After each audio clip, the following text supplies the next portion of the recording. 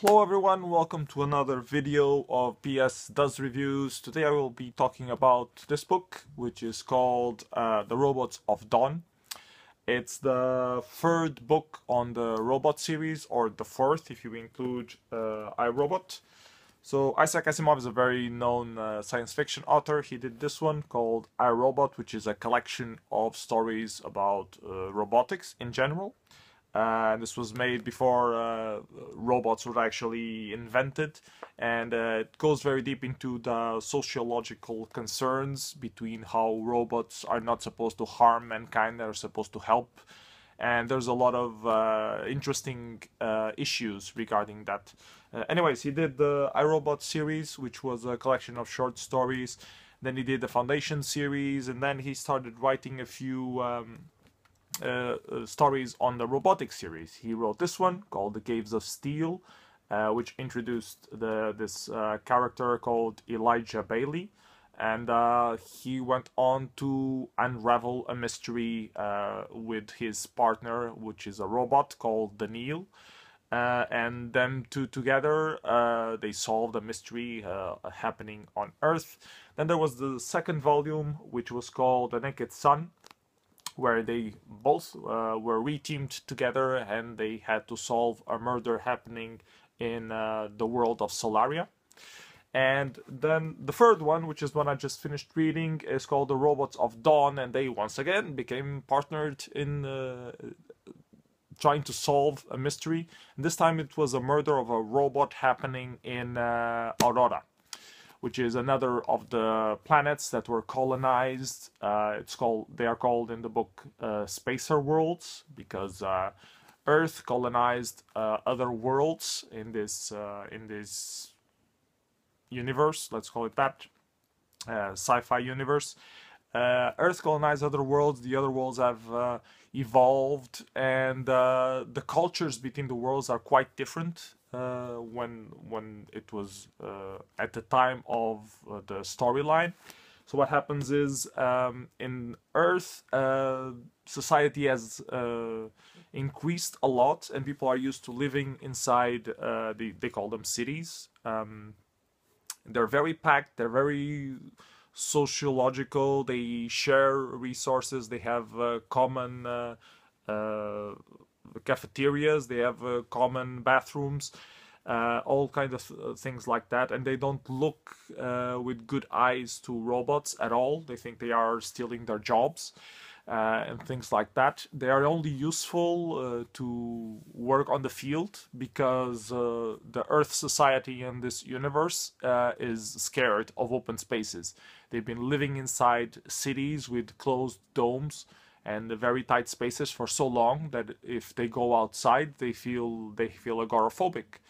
On this particular book, there's a scene where actually there's a thunderstorm in Aurora, and while Earth people are not used to thunderstorms, they've never seen them in their lives, so the detective is actually quite scared of the thunderstorm.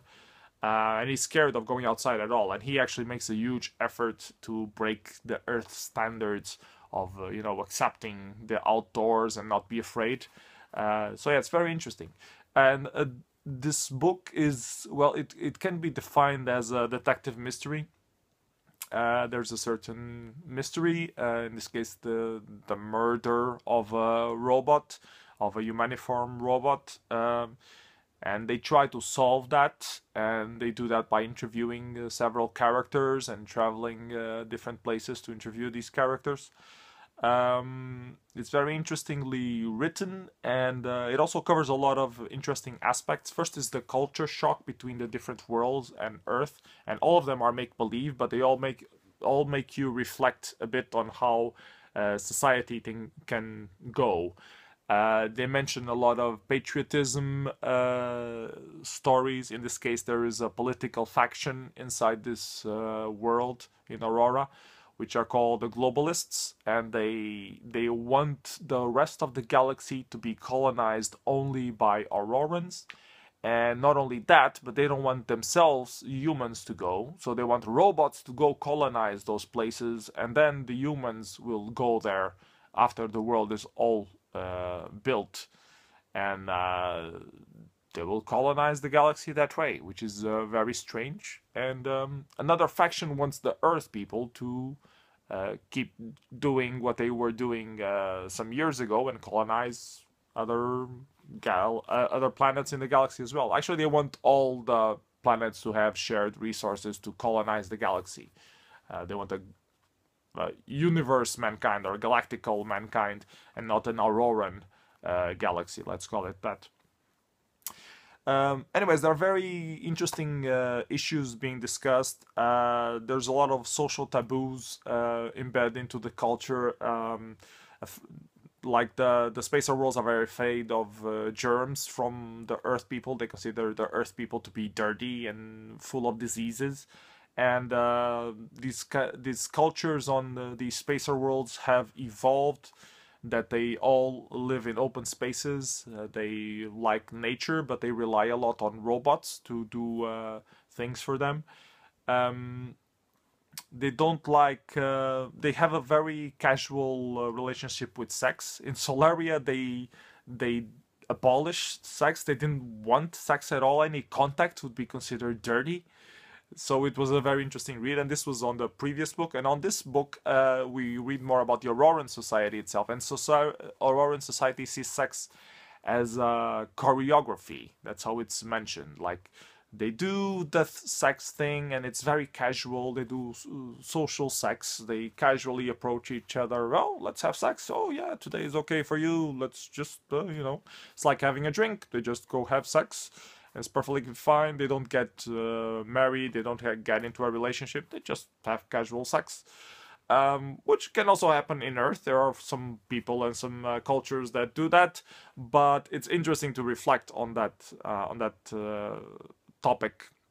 And this book does mention a few erotica scenes. So once again, I was reading erotica while I was traveling the subway with people next to me talking about stuff that is not related at all.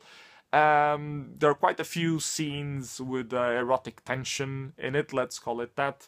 There's this particular connection between Gladia, which was a woman who actually was already featured on the previous book. She was originally in Solaria, and then she emigrated to Aurora, and the robot that died had a connection with her.